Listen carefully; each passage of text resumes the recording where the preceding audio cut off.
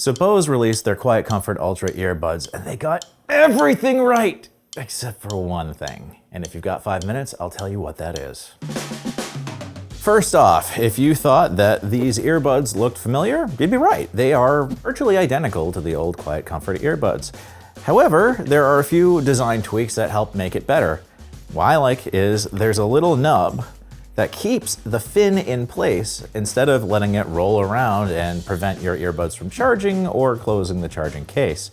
You also never have to worry about it fitting incorrectly because, well, there's a nub there, it holds it in place.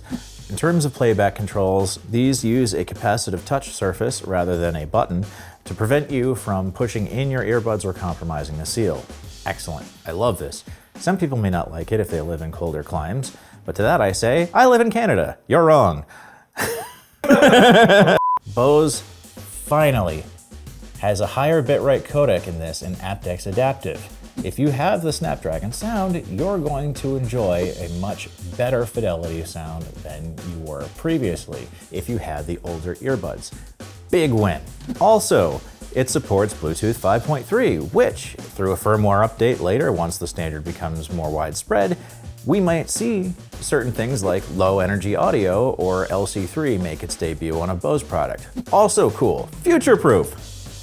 Obviously, there's the same USB-C charging, and while there's no advertised fast charging, you don't really need a fast charging standard in order to get a lot of listening time out of something with a really teeny tiny battery like these earbuds. A full charge should last you about 6 hours and 11 minutes, as it did in our testing rig, with peaks about 75 dB.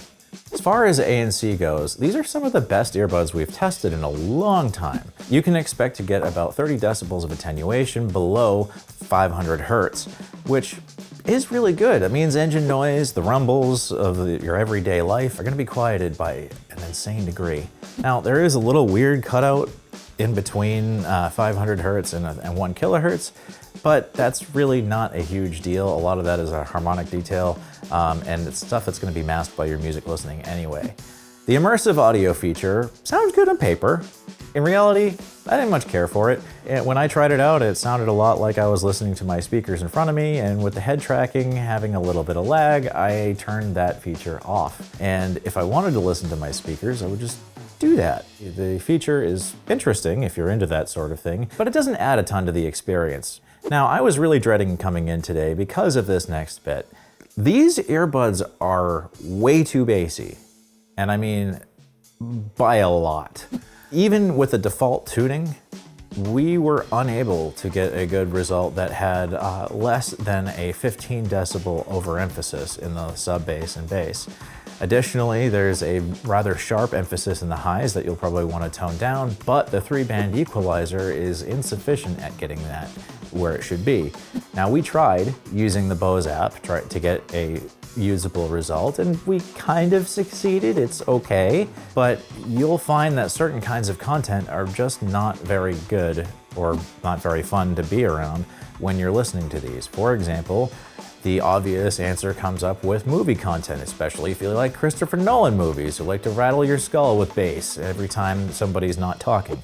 Now, to my mind, there are only 3 alternatives to these earbuds right now. They are the AirPods Pro 2nd generation, the Jabra Elite 10, and the Sony WF-1000XM5. I think I got that one right. All of these earphones have something to offer over these earbuds. However, none of them is really the complete package. There are trade-offs with all of them. The Apple earphones, the cheapest of the bunch, do have a few issues when moving over to Android. So if you have an Android phone, you're going to be missing out on a lot of features that are standard on the Bose, but are not available with the Apple earphones. The Jabra Elite 10 has had some tuning issues. The sound quality may not be what you're looking for because it's got a very strange frequency response. Now, you can mess with that in EQ settings, but it's a bit of work. And the Sony WF-1000XM5 is really great on paper. It is very expensive. It's got a better microphone and frequency response, but it may not be what you're looking for in terms of fit. So, should you rush out and buy the Bose QuietComfort Ultra Earbuds? Well, probably not. Let it sit for a bit. There are sales coming up. Black Friday and Christmas are around the corner. Right now, I don't recommend these. However, they're not bad. they're just not bad. They're just not $300 good. All right, looking at the imaginary clock on the wall, that's been 5 minutes. I'm Chris Thomas, and thank you for joining us at SoundGuys. Happy listening.